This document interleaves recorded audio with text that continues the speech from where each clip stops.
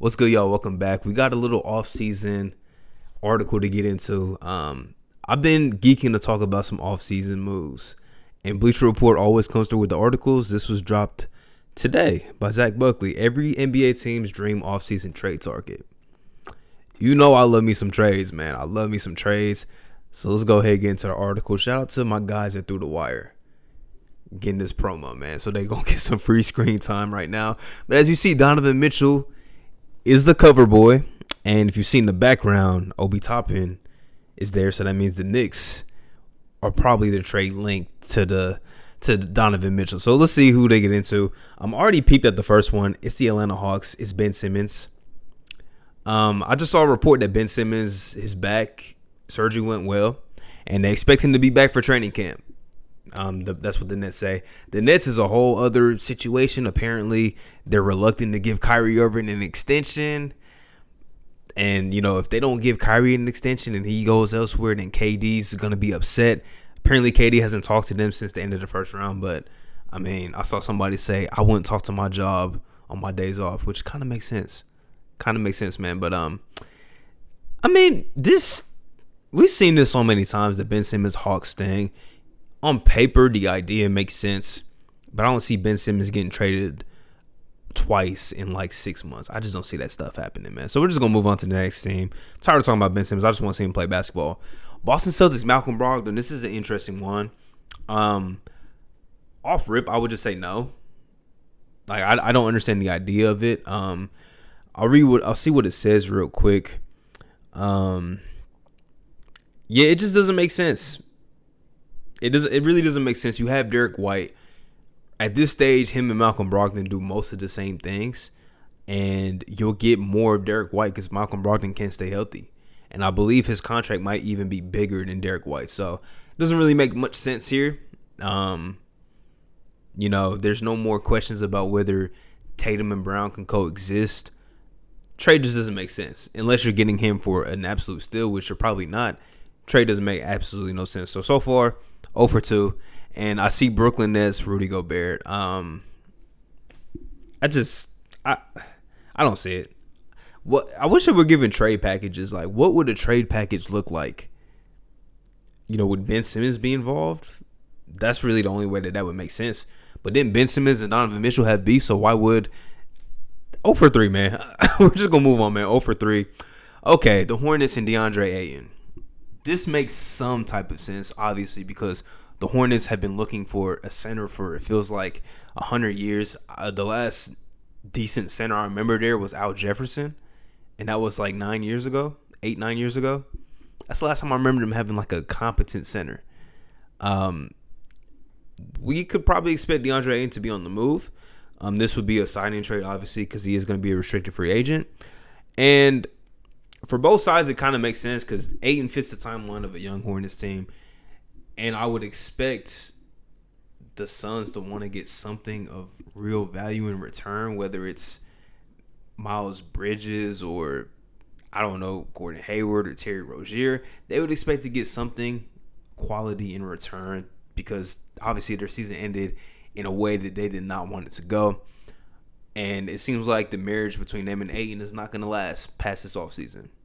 So it would make sense. But for the Hornets, now he is a top-tier talent at the center position. I think he still has his best basketball left in front of him. But you have to really beg the question, is that the type of center that you want to run with LaMelo Ball? Somebody that you got to get touches. Good in the pick and roll for sure. Interesting. I think the fit would work, though. And he's still so young, too. So I wouldn't mind it, and especially depending on who their head coach is going to be. I would not hate this move, not even depending on what they would have to give up. I actually like this move. So finally it hit. Chicago Bulls, Anthony Davis. The Lakers just said AD is untouchable. And they said that over a day ago. So this article coming out earlier today. I don't know. Maybe you should listen to some sources, man.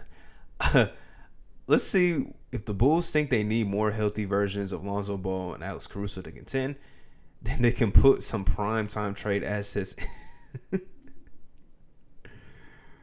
Oh man. That doesn't make sense. Packaging Vucevic, Patrick Williams. Yeah, that just doesn't make much sense, honestly, for both sides, Lakers included, unless they're just like, we're blowing it up, we're about to trade LeBron, which we know is not going to happen. LeBron probably has a no trade clause. This does not make any sense at all, especially because one of the first sentences says, if the Bulls think they need more healthy versions of Ball and Caruso, AD has been able to play 76 games. It says it right here, 76 games over the last 2 seasons. He's notoriously been unable to stay healthy. So, yeah,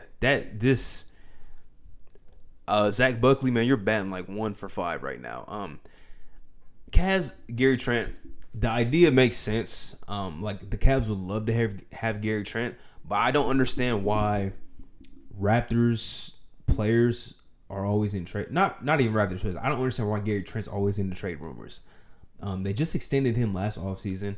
He's making a very good deal for what he produces. I would say his contract might be even a little bit of a bargain, and he fits exactly what they need. He's good defensively. He shoots a 3-point shot well, can create a little bit off the dribble for himself, and he can have games where he can score 30 points. Like he can explode for 30, 35, 40 points. He showed that this season. Like he had a 2-week stretch where he was just putting up 30s nonstop. So I don't understand why he's always in trade talks. Why would the Raptors even be so easily influenced to give him up? Doesn't make much sense to me. But the Cavs would definitely love him. They would love him. But in the Raptors' case, what would Cleveland have in return that would make them be like, yeah, we'll do this trade? You're not trading Jared Allen. You're not trading Mobley. And that's the biggest need for the Raptors is, center help. Doesn't make much sense. I think if anybody was going to get traded from Toronto, they would probably look at maybe OG because it seems like they have a surplus of wings. And if they're going to get a true big, Pascal will probably roll back to his 4.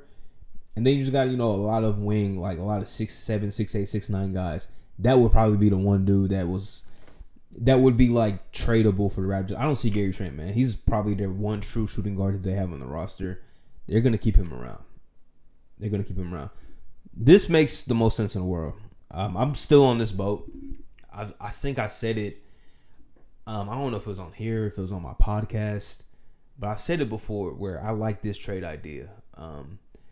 And I don't think they would have to give up that much to get him.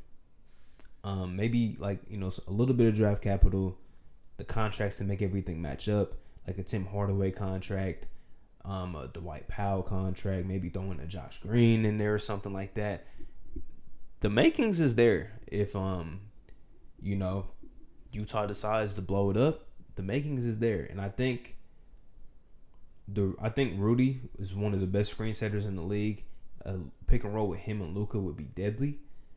I really like that idea. I like this trade, man. I like the trade a lot. If it could happen, it would be nice. Does this make them a championship team? I don't know. I think they have the pieces. Just what we've seen in this conference finals so far is like they get beat up on the boards a lot and they have no rim protection. Rudy can be that fix. Now, whether you can help him stay on the floor in the playoffs is a totally different story. Maybe you can do that because you have a little more versatile defenders in the Utah Jazz. Interesting, man. I would love to see it happen. I really would. If that's the move that Dallas makes this offseason, I would really like it a lot. Next team, Denver Nuggets, Jay Crowder.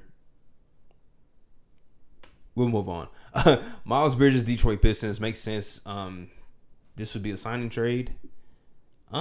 Yeah, they have a lot of money to spend. Detroit has a lot of money to spend. So,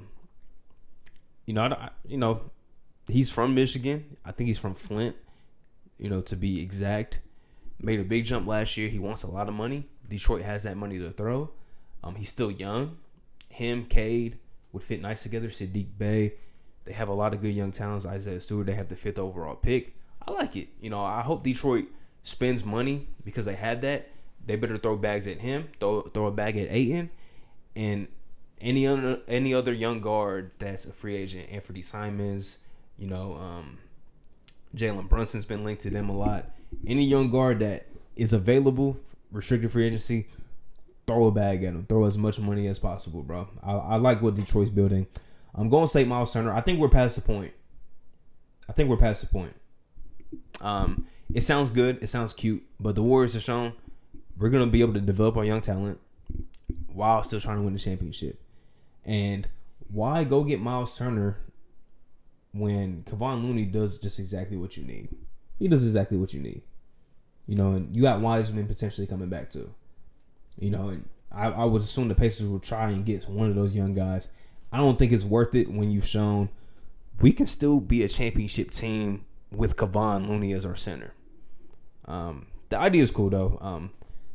Hopefully he goes somewhere. If Miles Turner does get traded somewhere else, like a Dallas or a Toronto, even a Hornets wouldn't be too bad. Houston Rockets, James Wiseman, that's fine. Like, it makes sense. He's a young dude who's maybe seems like he's the odd young guy out in Golden State, but he's still so young, bro. He's only played I think he played half a season last year, and then his college career he only played like a couple games, so still so young, bro.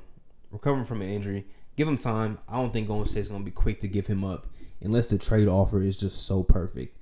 And what would the Houston Rockets have to offer for them to be like, yes, we'll give up James Wiseman? Really, ask yourself that question. What do they have to offer? So no, that's another bad asset or idea. Pacers draft assets. This is probably the best one yet in this video, because they're a young team trying to rebuild, retool a little bit, get young pieces, get assets. They've been showing that this past season. I like it. Good idea. Clippers, Monte Morris. He seems like a prototypical point guard to have alongside Kawhi Leonard, Paul George. I think I mentioned this in the video. Or was I don't even think I was on YouTube back then. No. I think I was just talking with some homies. Yeah. I wasn't even doing YouTube back then, but after they lost in the bubble, I was like, yeah, they need a point guard. Like, just a, serviceable floor general. Monte Morris is that guy. Doesn't turn the ball over. Give you about 5-6 assists a game. Efficient shooter, can create a little bit. Very solid dude, man. I've been a fan of Monte Morris since he was at Iowa State. I would love this move, but I don't think the Nuggets would be so willing to give him up, because he's shown he's still serviceable when Jamal Murray's missing games, and then when he's back, he's probably the best backup point guard in the league. So it would take a lot for them to give him up, in my opinion, unless they just think Bones Highland can be that backup guard for them. Lakers, Buddy Hield, they had the chance last offseason. They didn't do it. We'll move on to the next one. The Grizzlies, Pascal Siakam's such an interesting one, man. He would kind of accelerate the timeline just a little bit. I think he's 29 years old, 28, 29. So he would accelerate their timeline just a little bit. I don't see the Grizzlies as a team that's going to just go out there and try and make a splash trade.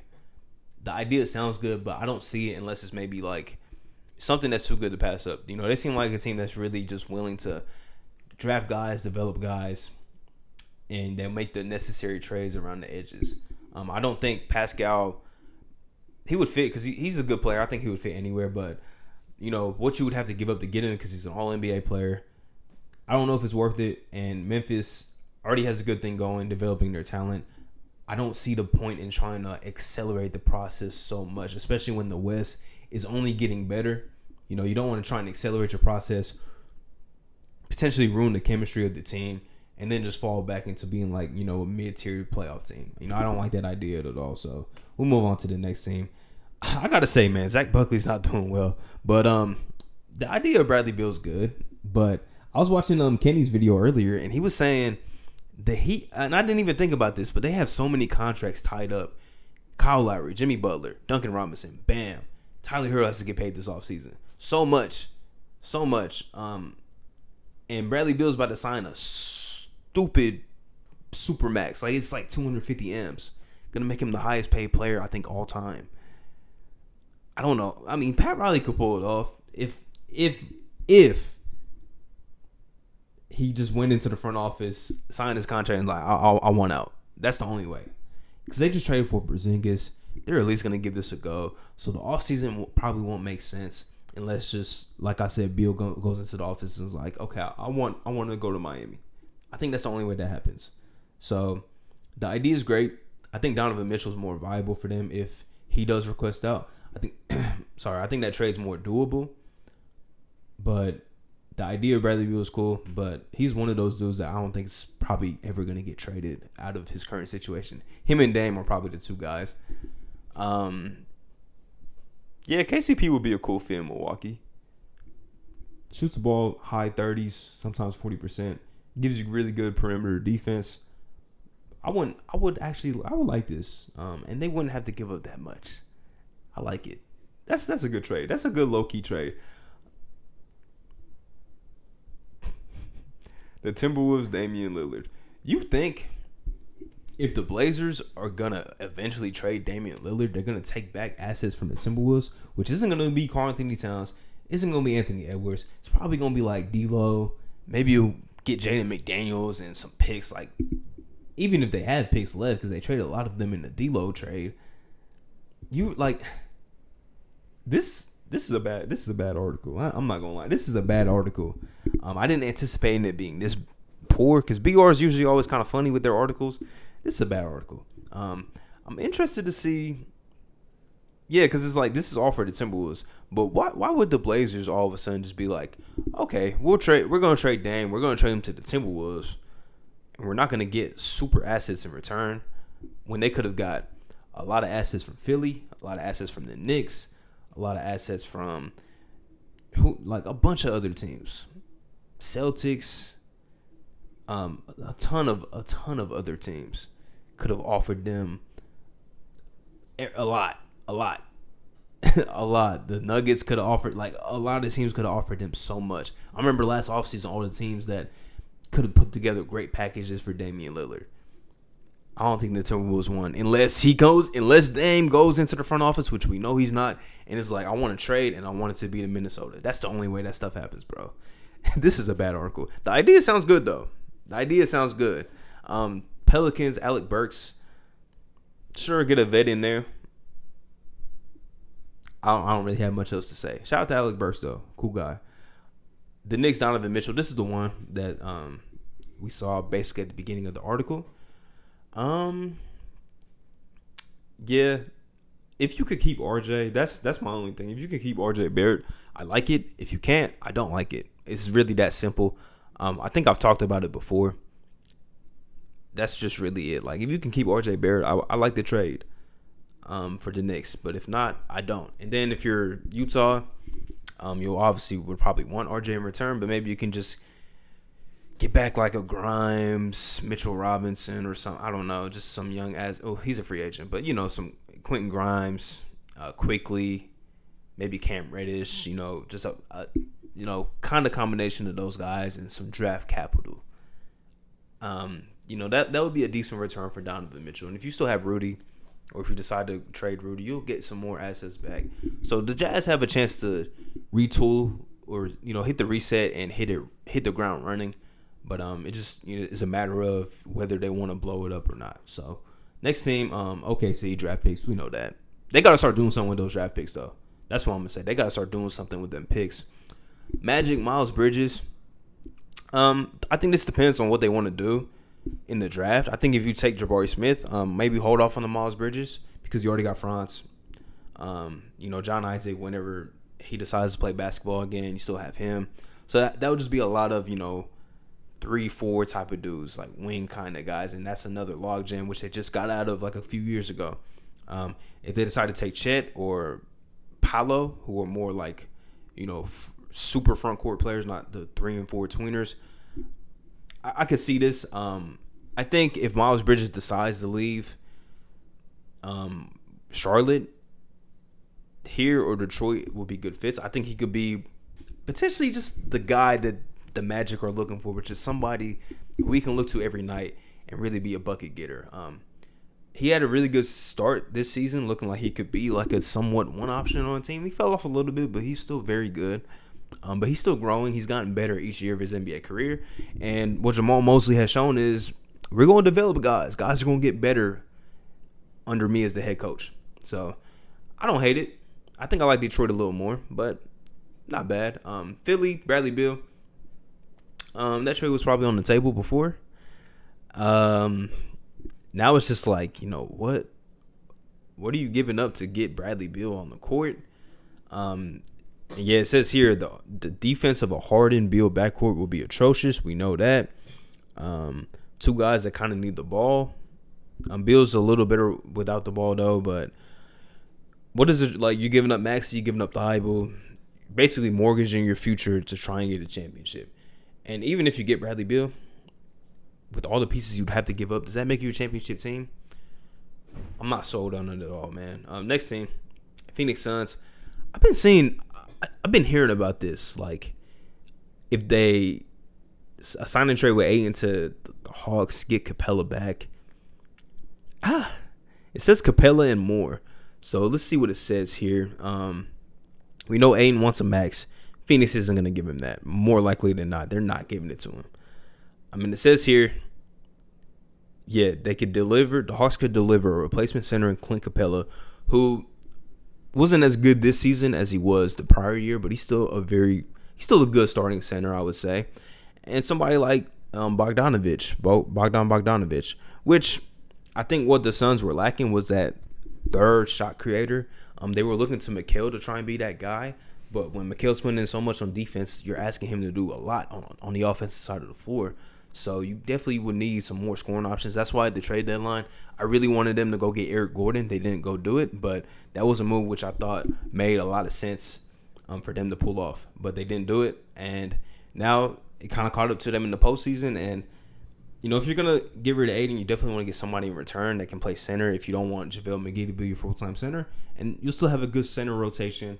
Getting Bogdanovich, you know, I think he's a quality shot creator. I think he is, and I think if he's your third one, perfect position. Right now in Atlanta, he's like the second guy, which you can really load up on him when he's in the second unit. But if he's a third guy, you run him out there with Paul or Book. I like it. It's decent. If you're gonna lose Ayen, that's not a bad return at all. Blazers, Jeremy Grant. I think we talked about this around the trade deadline. I don't know. I'm not really sure what Portland's doing. So we'll just have to see really when the offseason comes around, when more rumors come out, what they do. But I think after the draft we'll have a decent idea of what the direction of the Blazers is. The Kings, a top 3 pick. This doesn't make sense, honestly.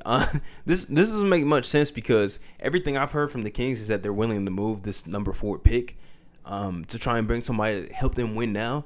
Their GM, I think it's Monty McNair, is on the last year of his deal, so it's like he made the Sabonis trade because he's trying to get the Kings to be in a playoff position. So getting a top 3 pick, yeah, that would be good for the future. Maybe the guy can come in and maybe help now too, but you know, you're going to have to mortgage some of your team, some of your future just to move up one spot in the draft. Doesn't make a lot of sense to me. Yeah, I would expect the Kings to probably trade the number 4 pick, but not to move up, probably to try and get somebody that can help them now. Because they're trying to make the play-in. That's why they made the Sabonis move. Spurs, Zach Levine, DeJounte Murray got fined for posting a Photoshop picture of Zach Levine in the Spurs jersey. I don't know. I feel like Zach's going to end back in Chicago. Maybe that's a bad take. Maybe we come back 2 months from now or a month and a half from now and Zach Levine is in San Antonio or somewhere else. I think he's going to go back to Chicago, though. My personal opinion. Raptors, Harrison Barnes. They love the 6'8" wings that can play 3, 4, and 5. Barnes would fit that mold. But I would like to see them go get a center. Doesn't have to be in DeAndre Ayen or Miles Turner, but just somebody that can play really good center minutes for them. Even a Mitchell Robinson would be good. Just somebody that can really play the center position. The Jazz, I hate this because they should just blow it up.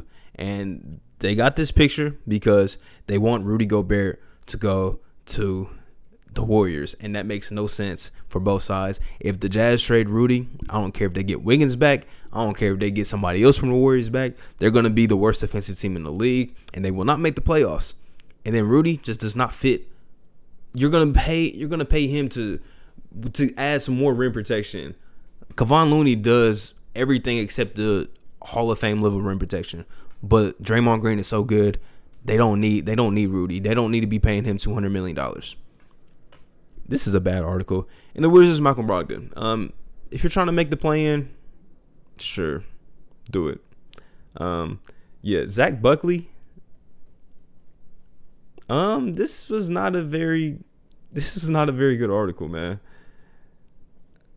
This is not a very good article, bro. But brought us some decent talking points. I'll say that much. So if you did enjoy, if you made it to this point in the video, which this is a 25-minute video, I appreciate you. Leave a like, subscribe. I keep forgetting to say that at the beginning of the videos. So I just leave it to the end. So that lets me know if you left a like, you made it all the way to the end, and I appreciate that. But I'll catch y'all. I'll probably post a recap from tonight's game sometime tomorrow morning. So I'll catch y'all later, man.